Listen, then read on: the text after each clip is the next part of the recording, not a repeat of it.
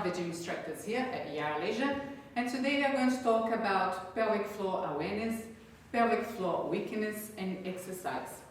So we are going to go through some important information, but stay with me because at the end of this video we are going to do a few exercises that are safe if you have any pelvic floor issues, as they don't put any extra pressure on your pelvic floor.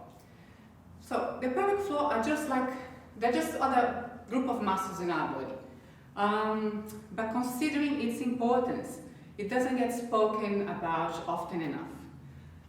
In Australia, over 5 million people have issues with some sort of issues with the pelvic floor. So why people get a weak pelvic floor? Because there are many reasons. So pregnancy, childbirth, menopause, so change of hormones, post-prostate surgery, coughing, chronic coughing, lifting heavy weights, constipation. So there are many, they all contribute to a weak pelvic floor. So for us to be able to work this muscle, it's important, let's find out where the pelvic floor sits. So it's like a hammock. It sits down below. It attaches to your pubic bone at the front and to your tailbone at the back. It supports your bladder, your uterus and your bowels. So it's an internal muscle. With any other muscles it's easier because if you want to work your biceps, you just grab a dumbbell, you lift it and you can see it working. But the pelvic floor is so internal and it's difficult sometimes to engage it if you can't see it, if you don't have another reference. Often when I ask people to lift their pelvic floor, they squeeze their bottom, or they squeeze their thighs, or they suck in their tummy. They're all important muscles, but they're not your pelvic floor. So I'm going to take you through a practice here that helps you identify your pelvic floor muscles. This practice is a one-off. It's not recommended that you strengthen your pelvic floor doing what we are about to talk about. But it is a good practice to help you find out where it is and what it does. So next time we go to the bathroom and you start passing urine, halfway through, stop at the floor. So this muscle that stops the flow, that's your pelvic floor, and that's what it does. So if you are having issues stopping the flow, I do recommend you speak to your doctor or to a specialized physiotherapist. Or if even after that practice you find it difficult to engage your pelvic floor, I also recommend that you speak to your doctor or to a specialized physiotherapist. And as I said, this is a one-off, don't keep doing that, as it can bring other issues like UTIs, blood infection, and other sort of issues. So it's just a one-off for you to recognize what the muscle does. Great, so we know where it is now. So we are going to take a seat. I've got a Swiss ball. So if you can sit up on a chair at home. And I'd just like to take a moment. So shoulders back and down, relax. You're going to take a big breath in, breathe in, and as you breathe out, I'd like you to lift your pelvic floor. Now, let's watch. Did anything else move? Did you move your bottom, your tummy? Is anything else trying to help you do that? So this breathing, it is a good moment for you to watch what else is happening. Can you isolate your pelvic floor and just lift the pelvic floor? Now, the pelvic floor, they say, ideally, you should be able to lift your pelvic floor in between 5 or 10 seconds. But if you do have a weak pelvic floor, that's not going to happen. It's going to be more like 2-3 seconds, you lift and it relaxes by itself. So it needs to be strengthened. There are programs that you can find on pelvicfloorfirst.org.com, continence.org.au, pelvicfloorfirst.org.au. There they have a lot of information about pelvic floor, but also how many times do you do a day, how many lifts, how many sets, repetitions.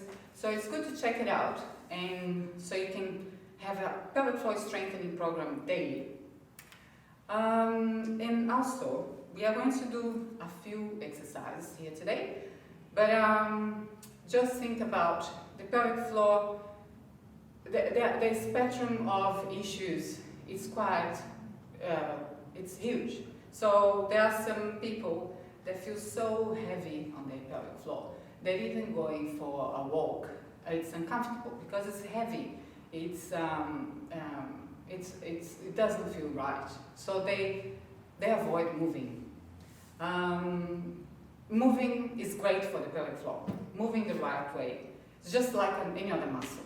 So, and also there are people that do, let's say, a HIIT class, and they're fine. Actually, they're fine during the day. They start doing the class. They're all good. But at the end of the session, they realize that okay, I had a bit of leakage. It's feeling a bit uncomfortable, a bit heavy. So you also need to strengthen your pelvic floor. It's not okay to leak after a HIIT class or a more strenuous exercise. So let's just practice this breathing a couple of more times. Breathing is everything for the exercise. So it's a huge hint for you to exercise at the level you are, what you can do, what you cannot do. The breathing works with the diaphragm. So always think when you are exercising that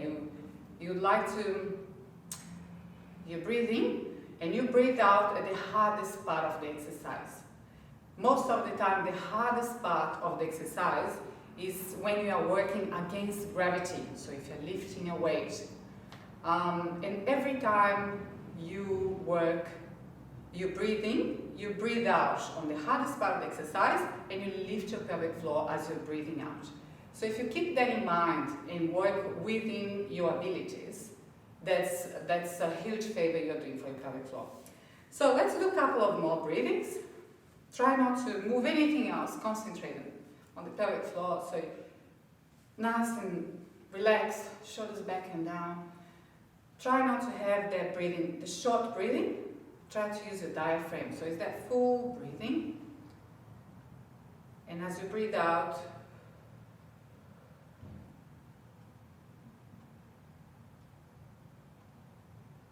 you lift your pelvic floor. So you can practice that a few times, and actually it needs a lot of practice for you to master that breathing, the lifting while you breathe out, lifting while you breathe out. When you're exercising, always think about that. So the exercise I'm going to show you here, they are not pelvic floor specific, because as you see, the pelvic floor strengthening is very specific. But there are exercises that help with your posture, which is very important if you have pelvic floor issues. If you know people that have, let's say that the head comes forward, the hips come forward, it's a lot of pressure on your pelvic floor. So having a good posture when you go for a walk, so it's really important, it's really beneficial for your pelvic floor. So let's go to the floor first. We are going to do so let's lay down on our backs. Then, first of all, this exercise is spine mobility. It's a good warm up for your spine, warms up the vertebrae in your spine, and it's a good exercise to help you connect with your core muscles.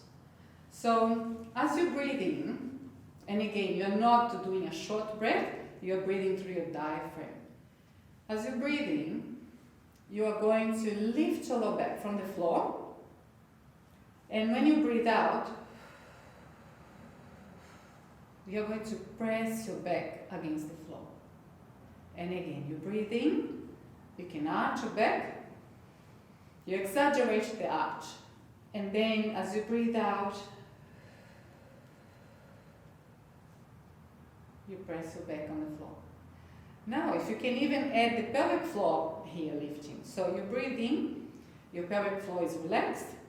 As you breathe out, you press your back and lift your pelvic floor. It doesn't come natural. It needs practice for you to be able to lift as you exhale. So this breathing you can do from 5 to 10 times. It's really nice for your back and to warm up your spine and to make you connect with your core muscles. So 5 to 10 times. The second exercise I'm going to give you, we don't want that feet too far, we don't want it too close here. So nice and comfortable there. So we're going to do bridges. There are many different types of bridges. So this was like basic bridges. So we are going to lift our hips from the floor, squeeze the bottom on the top for 5 seconds. 5, 4, 3, 2, 1, and then back to the floor. Now, when you come up, you squeeze your bottom, and we don't want to go too high because we don't want to arch your back. Yeah, we want a neutral spine there. There's a natural curve, but it's not overarching. And while you're there, just keep squeezing the glutes as hard as you can, and back to the floor. And just another thing to remember, when you are squeezing your glutes, try not to bring the knees in. Keep everything aligned. So hips with knees with your feet. So squeeze the bottom and then come down. So this exercise you can do 8 to 10 times. It's really good to activate the glutes, and the glutes is very important for your posture. So that's our second exercise. The next one is also a glute exercise that works slightly different on your glute muscles. So you can lay down. When you lay down here, we would like to align your hips to your heels. So you bend your legs there, pretending you're almost sitting on a chair. So you've got that alignment, and you're all aligned, shoulders and head here. You can do this exercise with your legs on the floor, or you can lift both legs from the floor. People, as long as you feel the exercise on your glutes, just choose whichever feels better for you. So from here, the other point to remember is we don't want to, we are going to lift our leg, but as you lift, make sure you don't tilt backwards. So to make sure you stay in position, it's actually good if you tilt a little bit forward. Stay there. I'm going to do with the lifting legs there, and then from here, that knee runs parallel to the bottom knee. It's a slow movement, doesn't have to go too high. And as you are doing, think about the sit bones you've got on the bottom of your bottom here. You can squeeze them together as you lift the leg, so you get the internal muscle, glutes muscles working as well. So here you can do about from 10 to 15 lifts, and slow. Or you can do from the floor, just there.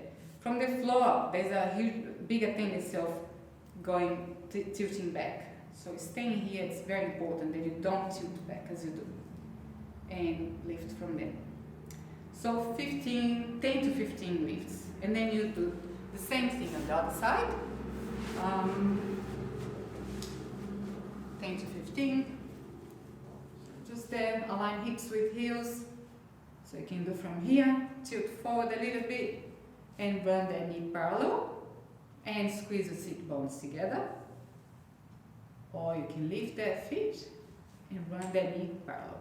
So the bottom knee stays, and that's it. So you can do 10 to 15 that side. The last exercise I'm going to give you, it's very good for your back, your posture. So we all do a lot of things in front of us. So computers, cooking, everything else. So shoulders back and down. When you lay down on your stomach. Now, your head. We don't want to look up. Make your neck stay in a neutral position. So you can look down to the floor. Your arms stay by your side. Feet on the ground. feet on the floor. Elbows, so shoulders back and down. Your elbows are going to rotate out and in. When you come in, squeeze the shoulder blades together and then relax. Elbows out, elbows in. So you want to squeeze that part in between your shoulder blades on the top here. So squeeze for a couple of seconds and relax. Squeeze and relax. So you can do from 10 to 15 of these squeezes. And you just hold for a couple of seconds on the top here. And relax. There. And relax. Now, as you're doing this, make sure you don't push your head forward, chin in, looking down, and another lift. And that's it. So, these are basic exercises. They're good for your posture. And actually, we're going to do one stretch to finish. So, knees on your chest, rock side to side. This is a great stretch for your low back if it's a bit tense. Stretch one leg on the floor. Opposite arm, pulls the knee across, and you look opposite way. You can hold there for 20 to 30 seconds. When you finish the time, just bring your knees back to your chest. Feel your back flat on the floor again. And then stretch the other leg. Knee comes across. 20 to 30 seconds. Hold there. And then you're back to the middle. And rock side to side again. This exercise can be performed on the floor or on your bed if your bed is quite firm, your mattress is quite firm. Yeah. So I hope you can do this exercise 2 or 3 times. Just go around them and repeat them, and then you can add some a walk, some cycling if you've got a bike at home, or you can go for a ride. They are usually safe exercise for your pelvic floor. But remember again, each one is different. Talk to a doctor if you are unsure about how to activate the pelvic floor, or even to get a proper diagnosis, depending on how you feel. It's very important to get a proper diagnosis. And yes, I hope this information was helpful somehow. And thank you, and see you next time. Bye.